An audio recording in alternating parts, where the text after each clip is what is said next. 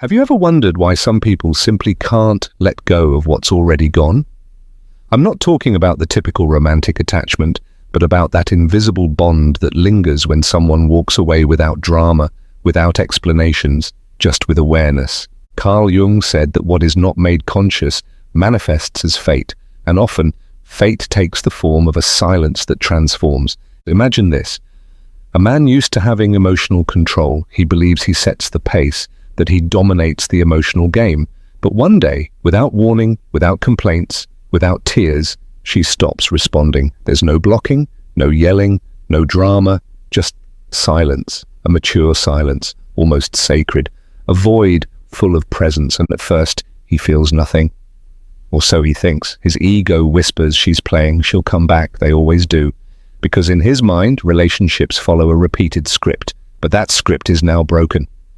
The woman isn't acting out of resentment, she's inhabiting a new version of herself.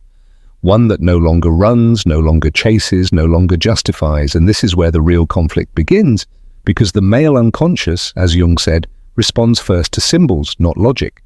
And the symbol of this woman is no longer the one who waits, she's the one who chose to leave with dignity. He doesn't understand it yet, but something starts to stir inside him. An echo, a void, an unspoken question.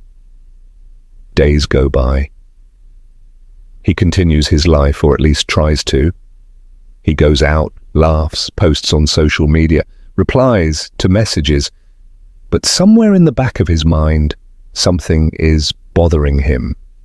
It's not nostalgia yet, it's a small internal disorder. The emotional order he once knew begins to quietly crumble. And then the image appears, not just any image, but his anima, the inner feminine representation shaped by his mother, his experiences, his wounds, and that image starts to change because this woman doesn't fit his patterns, she doesn't scream, she doesn't demand, she's just gone. In silence, this silence, far from being an absence, becomes an intense presence. And the most unsettling part is that he can't label it. He doesn't know if it's pride, a decision, or indifference. He just knows he can't stop thinking about it, because when a woman stops insisting, it's not she who loses, it's he who is faced with his own shadow. And now I ask you, honestly, have you ever chosen silence as a form of self-love and seen how that changed everything around you? If you have, share your experience in the comments. It might give strength to another woman who needs to learn to listen to herself today. The sixth sign isn't visible to the eye, but it's felt in the body. He begins to lose emotional control. He might not cry or declare his love, but he starts to break his own script. The one that kept him firm, confident, cold.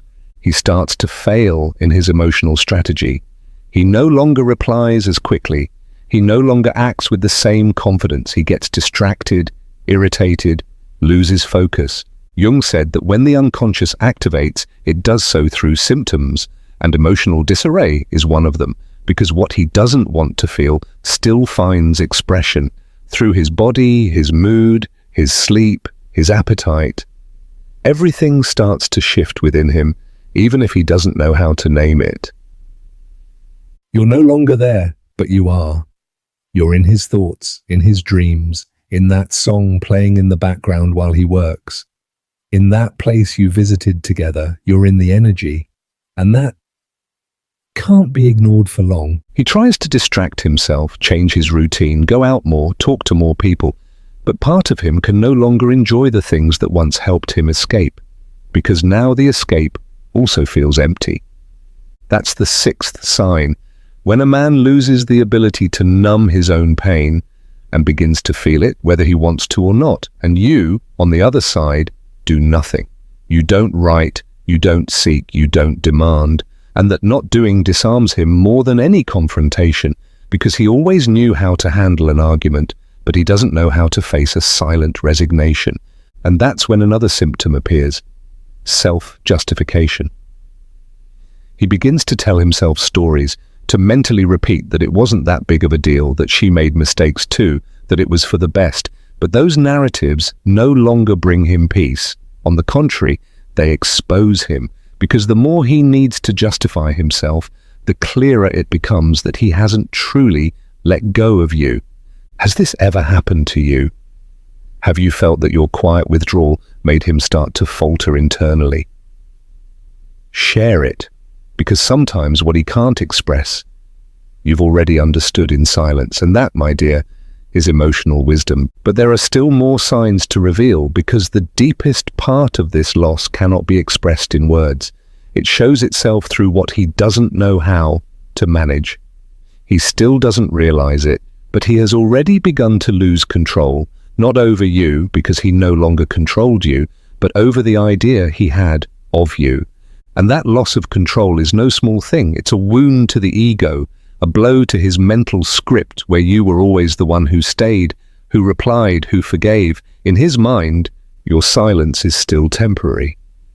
But his body begins to say otherwise. There is a restlessness that won't go away, an urge to check your social media, to see if you viewed his stories, to look for any sign that you're still there. Not out of love yet, but out of habit. Because the ego seeks proof that it still holds power. Carl Jung spoke to us about the power of the shadow, that part of ourselves we hide even from ourselves.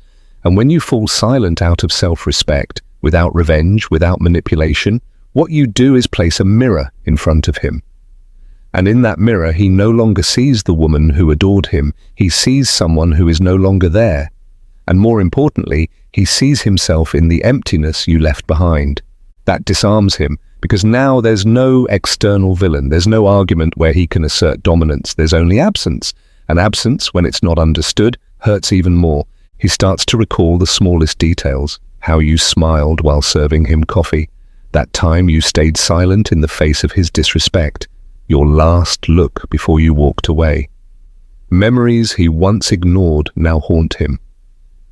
And here something crucial happens.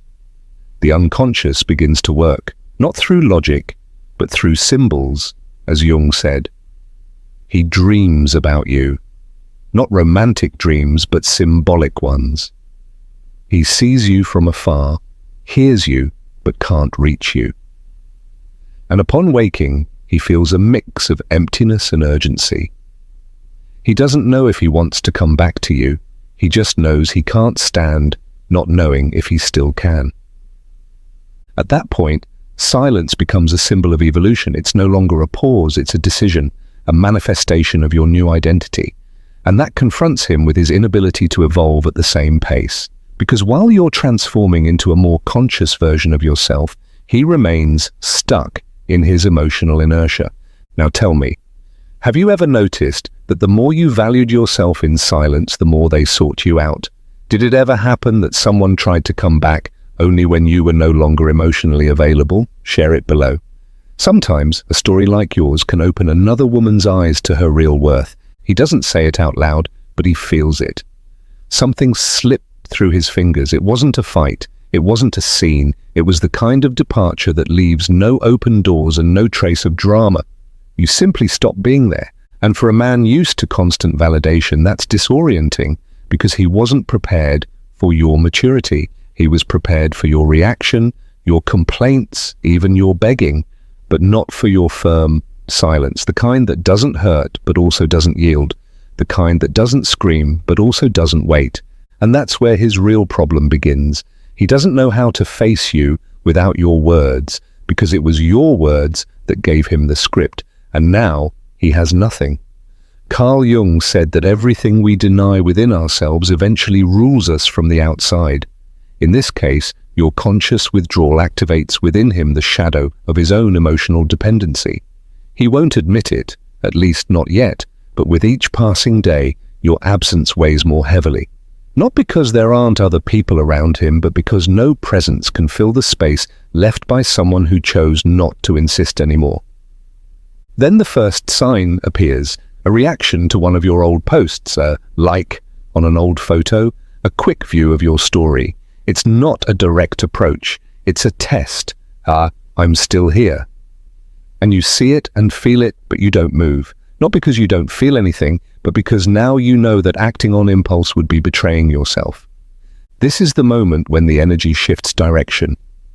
You're no longer the one seeking answers, he's the one starting to ask questions.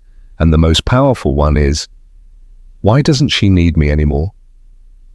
Until now, his ego had built a story in which your worth depended on his recognition, but now he starts to sense something different, that you chose yourself. And that hurts, not just because he's losing you, but because he's realizing he never really had you. What he thought he controlled was your patience, your tenderness, your hope. But no longer. Now you're someone else, more conscious, more grounded, more awake. And now I want to ask you something. Have you already lived through that transformation where you went from seeking approval to feeling complete within yourself? Was there a moment when you realized your worth didn't depend on anyone else? Tell me in the comments. Your story might inspire many women who are still on their path to that awakening. He begins to look inward, even if he doesn't know it. Because true silence, the one that comes from self-love, isn't just heard on the outside, it's felt inside. And what he feels isn't guilt or sadness or even love, it's confusion, an emotional disorientation he can't put into words, but which lives in the pauses, in the spaces where you used to be. Jung explained that consciousness expands when we face the unknown, and to him, you are now that, an enigmatic, unpredictable presence that no longer follows his patterns. He doesn't know if you left out of pride or healing, and that ambiguity drives him crazy. Because when a woman goes silent without resentment, without drama, without manipulation, what remains is pure energy. Energy that is no longer offered, but is also no longer denied. It's simply no longer available. And that causes something inside him to begin to collapse. It's not just about missing you, it's about confronting himself, about reflecting on his role in everything that happened, about understanding why he believed you'd always be there, even when he didn't care for you, didn't value you, didn't listen. Because you were there until you weren't. And for an emotionally immature man, that's a wound. That's hard to process. At this point, the most childish attempt to regain control may arise. A casual phrase, a message without context, a "Hey, everything okay?" sent during a quiet hour. Not because he truly wants to see you, but because he needs to know if he still can, if he still has access. But now, your response, if it even comes, carries no urgency, no expectation, no anxiety. It carries presence. It carries centeredness. It carries clarity. Jung said that the soul needs conflict in order to grow, and this is his conflict. Not a conflict with you, but with his image of himself, because your silence shows him something he had never seen before, that he's not as strong as he thought, that he didn't have as much power as he believed, that the woman who was once there is no longer, not because she hates him, but because she chose herself. And I want to invite you to reflect on this. How many times did you respond out of fear of losing someone rather than out of a genuine desire to stay? How many times did you choose the relationship over choosing yourself? If that's ever happened to you, if you've ever remained silent out of self-love and that silence revealed your strength, share it with me in the comments. You have no idea how many women may find their reflection in your story. He begins to understand, even if he doesn't say it, even if he doesn't admit it, that he's truly losing you. And not because of a fight, not because of betrayal. He's losing you in silence. That silence that doesn't accuse, doesn't chase, doesn't beg. The silence that simply holds, and the more it holds, the more it confronts him.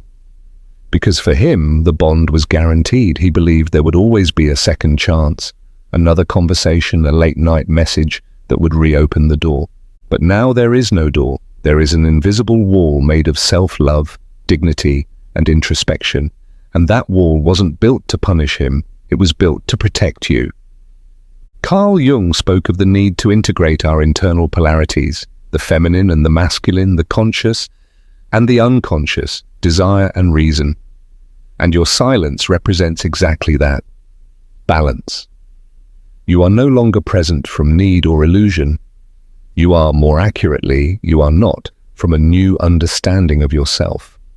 One that no longer negotiates peace. He keeps testing with small signals, a reaction, a short message, a vague suggestion. But none of it moves you like before, because you no longer react, you choose. And that's the difference. Before, you waited. Now, you decide. And he feels that energy, even if he doesn't understand it. He feels it, and it destabilizes him.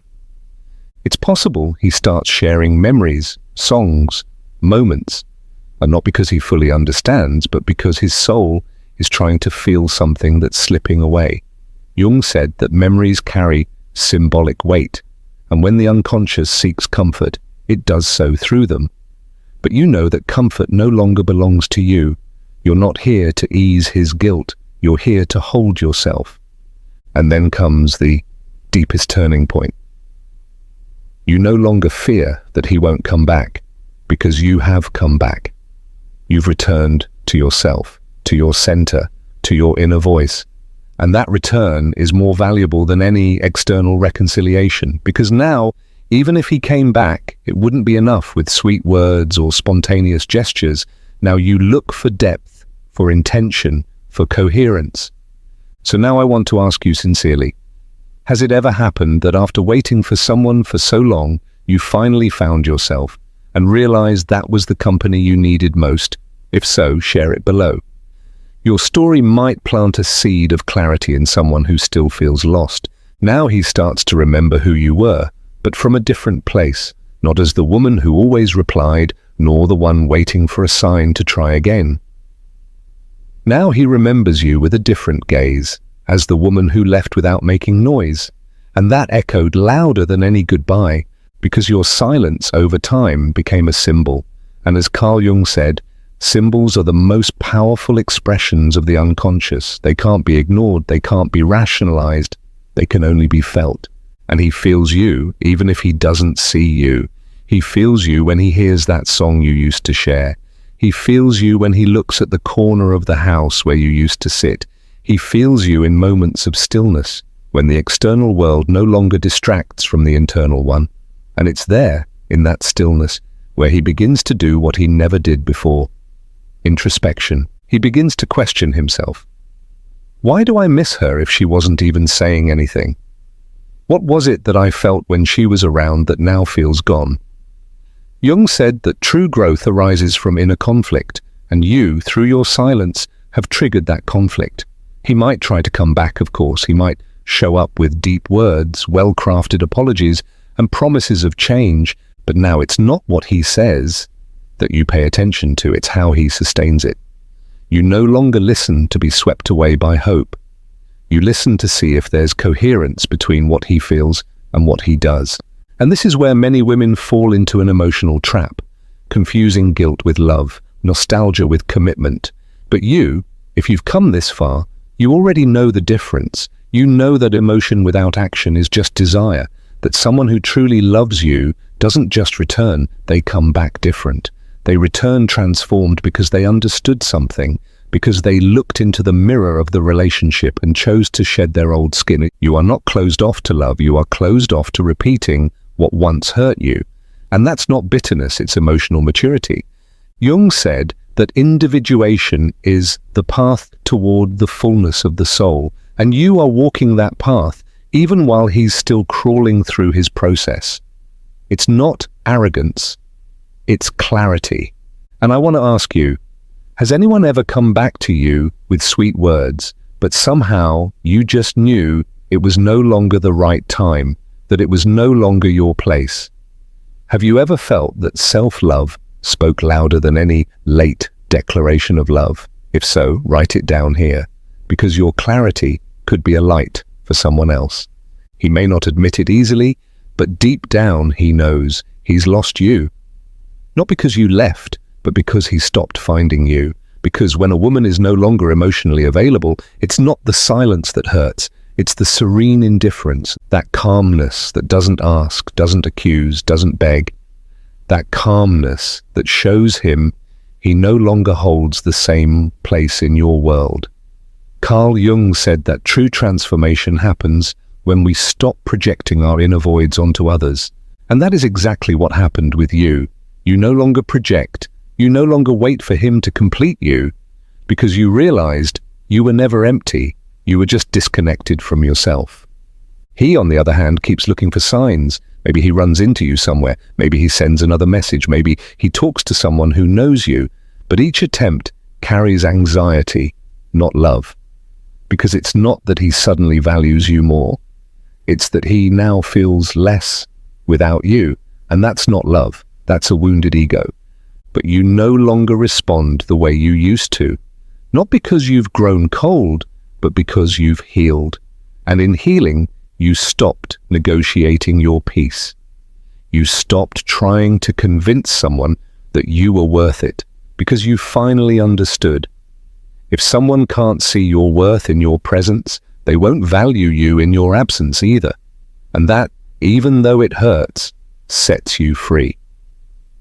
He might try one last card, opening up, showing vulnerability, promising he has changed. And maybe he has, but now you know that real change is not spoken, it is shown, with time, with consistency, with maturity. And in the meantime, you keep walking your path. Not out of pride, but out of commitment to yourself, because there's a part of you that no longer wants to return to the place where you lost yourself. That part of you that learned how to be alone without feeling abandoned, that learned how to listen to yourself without fearing silence, that part that now chooses out of love, not out of lack. And now I ask you a question, with all the respect and sensitivity that this moment deserves. Have you already reached that point of no return? That moment when you realized that even if someone came back, they could no longer touch what they once touched in you? If so, tell me in the comments. Sometimes your words can be the compass for another woman who's still unsure about whether to move forward. Now, he truly feels your absence, but it's not just the absence of a woman, it's the absence of something deeper. The emotional energy you embodied, that feeling of stability, of care, of silent support you offered, even when he didn't deserve it. And now, in your absence, he realizes what you lost and what he lost. But you're no longer where he left you. You've walked an internal path he can't even imagine. You've faced your wounds, your emptiness, your deepest unconscious desires. And in that silent journey, you found yourself again, recognized yourself, chose yourself. Carl Jung said that loneliness doesn't come from not having people around, but from not being able to share what is meaningful to us. And that's what you did when you went silent. You stopped speaking so he could feel what you had been carrying alone. Your silence was your last word, your most powerful act. Now, if he comes back, you look at him from a different place, no longer from the longing to be loved, but from the fullness of knowing you are complete. And that doesn't mean you can't love again. It means that love no longer equals losing yourself. It means sharing yourself. He may tell you he misses you, that he finally understands that he's ready to do things differently. And you'll listen, because you no longer need to close your heart to protect yourself. Your heart protects itself now. It knows how to tell the difference between empty words and real presence. And if you choose to open a door, it won't be out of fear of being alone. It will be from a conscious choice to share your path with someone who deserves to walk beside you. No games, no manipulation, no empty promises, only truth. And if you choose not to go back, it won't be out of resentment. It will be because you learned that someone who didn't care for you in your presence does not deserve your return in their loneliness. Now, I invite you to reflect honestly. Have you ever felt that you had returned so fully to yourself that no one could pull you out of your center again? Has that happened to you? If yes, tell me in the comments. Your story might be exactly what another woman needs to read today. Thank you for making it this far. Thank you for choosing yourself. And thank you for showing that silence can also be a revolution.